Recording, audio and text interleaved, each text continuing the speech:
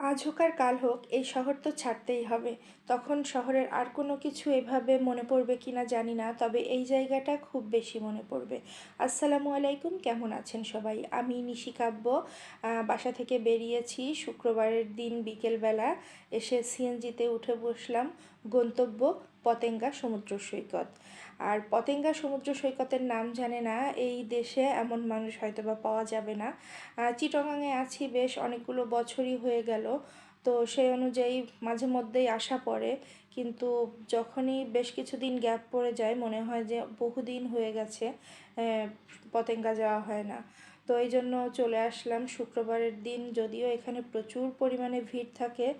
এত ভিড়ভাট্টা আবার ভালো লাগে না, কারণ বসার জায়গা পাওয়া যায় না, হাঁটা যায় না। কি আর করার, ছুটির দিনে সব জায়গায় একটু ভিড় থাকবে, এটাই স্বাভাবিক, মেনে নিতে হবে। তো এখানে প্রচুর বাচ্চাদের অ্যাক্টিভিটি আছে, প্রচুর খেলনা আছে, দোলনা আছে। দোলনায় অবশ্য বড়রাই বেশি ওঠে বাচ্চাদের থেকে।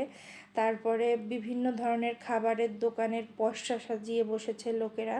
এখানে সামুদ্রিক মাছের বারবিকিউ পাওয়া যায়, তারপরে কাঁকড়া ফ্রাই পাওয়া যায়। আর চিটাগাংয়ের বিখ্যাত পেঁয়াজ ছাড়া পেঁয়াজও তো অবশ্যই আছে। এটা আপনারা অবশ্যই জানেন যে আমি এর আগে অনেকগুলো ভিডিওতে বলেছি এই অঞ্চলের যে পেঁয়াজ যেটাকে বলে, এটার মধ্যে কিন্তু পেঁয়াজের বিন্দুমাত্র কোনো কিছু থাকে না। জাস্ট মসুরের ডাল, এটা হলো তেলে ভেজে পেঁয়াজুর মতো করে দেয় আর নাম বলে পেঁয়াজু। কিন্তু পেঁয়াজুর পেঁয়াজের কোনো কিছু এর মধ্যে থাকে না, তবে গরম গরম খেতে কিন্তু বেশ লাগে। আর দেখতেই পাচ্ছেন কত রঙিন কত কিছু, আর চারপাশে শুধু মানুষ আর মানুষ।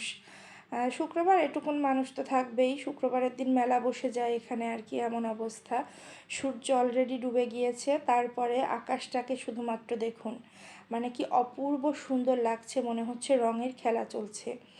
আপনারা যারা চিটাগাংয়ে থাকেন তারা তো জানেনই, আর যারা বাইরে থেকে আসবেন এখানে আসলে অবশ্যই বিকেলে আসার চেষ্টা করবেন, যেন সূর্যাস্তটা সন্ধ্যাটা উপভোগ করতে পারেন। আর যথারীতি পেঁয়াজ ছাড়া পেঁয়াজও খেলাম, আর এখানকার যে কফিটা আমার অত্যন্ত পছন্দের, কফি খেলাম। এরপরে অবশ্য আরও কয়েকবার কফি খাওয়া হয়েছে। তারপরে একটু বালিয়াড়িতে নেমে গিয়ে হেঁটে চারপাশটা দেখছিলাম আর উপরের আলোগুলো দেখছিলাম, বেশ ভালো লাগছিল। মানে কত ধরনের জিনিস বাচ্চাদের জন্য এখানে, অবশ্য প্রচুর পরিমাণে বাচ্চা এখানে আসেও, আর ফ্যামিলি সহই মানুষ বেশি আসে।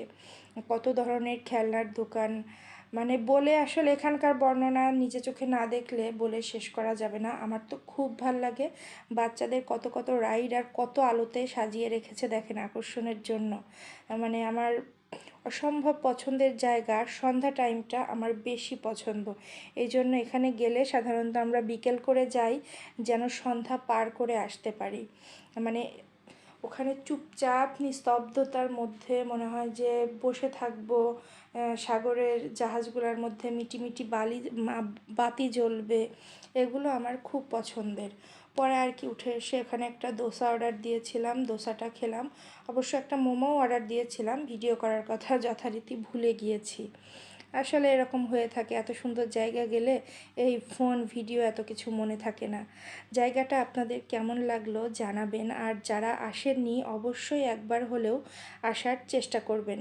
প্লেন দেখতে দেখতে আজকে বিদায় নিচ্ছি, আল্লাহ হাফেজ।